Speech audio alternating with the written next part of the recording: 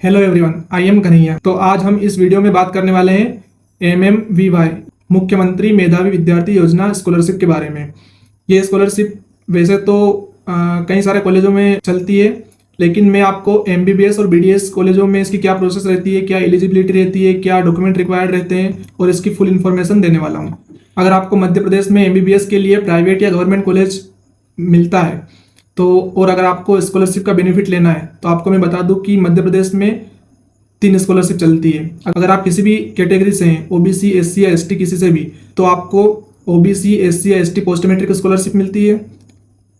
और अगर आप मेधावी स्टूडेंट हैं तो आपको मेधावी विद्यार्थी योजना स्कॉलरशिप मिलती है। और एक और स्कॉलरशिप है मुख्यमंत्री जन कल्याण योजना। इस स्कॉलरशिप के लिए मैं एक सेपरेट वीडियो बना दूंगा। फिलहाल हम इस वीडियो में बात करेंगे मुख्यमंत्री मेधावी विद्यार्थी योजना के बारे में। सबसे पहले हम बात करते हैं इस स्कॉलरशिप की बेसिक इन्फॉर्मेशन के बारे में। तो ये स्कॉलरशिप उन स्टूडेंट्स के लिए है जिन्होंने 12th MP बोर्ड से करी है और उनके 12th में 70% या उससे ज़्यादा है, और जिन्होंने CBSE या ICSE बोर्ड से 12th करी है और उनके 12th बोर्ड में 85% या उससे ज़्यादा है, वे स्टूडेंट्स इसके लिए एलिजिबल हैं, फिर चाहे वो स्टूडेंट्स किसी भी कैटेगरी का हो। इसके बाद में हम बात करते हैं इसके बेनिफिट्स की। तो आपको इस स्कॉलरशिप में कॉलेज की केवल ट्यूशन फी का बेनिफिट मिलने वाला है।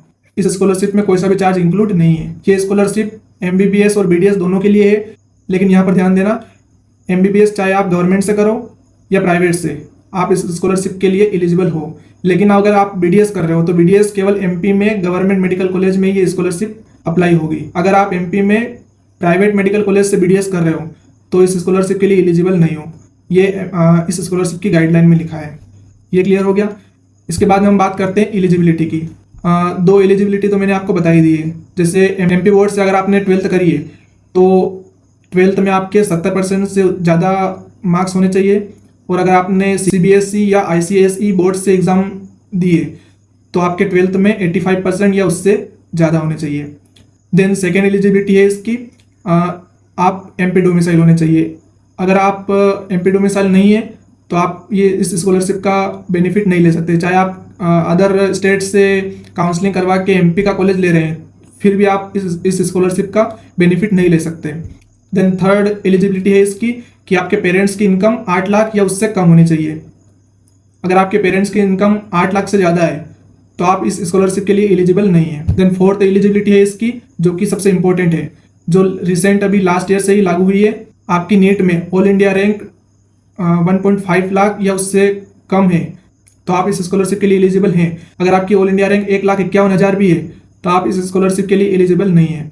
1,50,000 से कम आपकी ऑल इंडिया रैंक होनी चाहिए, तभी आपको इस स्कॉलरशिप का बेनिफिट मिलेगा, वरना नहीं मिलेगा। इसके बाद में हम बात कर लेते हैं इसकी प्रोसेस की, कि आपको आवेदन कैसे करना है इसके लिए। तो इसकी आवेदन की प्रोसेस, पहले से आपको कुछ नहीं करना है। आपको MP की MBBS या BDS की काउंसलिंग में पार्टिसिपेट करना है। अगर आपको MP में कोई भी MBBS का प्राइवेट या गवर्नमेंट और BDS का गवर्नमेंट कॉलेज मिलता है तो आपको एडमिशन के लिए जाना है। उसके पहले आपको MP DME की जो ऑफिशियल वेबसाइट है वहाँ पर MP गवर्नमेंट प्रोफार्मा अपलोड करती है। अलग अलग स्कॉलरशिप के लिए अलग अलग प्रोफार्मा होते हैं। आप MMVY का जो भी प्रोफार्मा है उसको डाउनलोड करना, और उसके अकॉर्डिंग उसमें जो भी इंस्ट्रक्शन हो उसके अकॉर्डिंग आपको एक सिंपल सा स्टाम्प पेपर बनवाना है, एंड देन आप एडमिशन के लिए चले जाना। तो जब कॉलेज में एडमिशन की प्रोसेस होगी तो वहाँ पर आपको बताया जाएगा कि आपके पास 2 ऑप्शन है, या तो आप स्कॉलरशिप ले रहे हैं या आप स्कॉलरशिप नहीं ले रहे हैं। अगर आप स्कॉलरशिप ले रहे हैं तो वहाँ पर यस पे टिक करना है, एंड देन आपका एडमिशन सिक्योर करना है।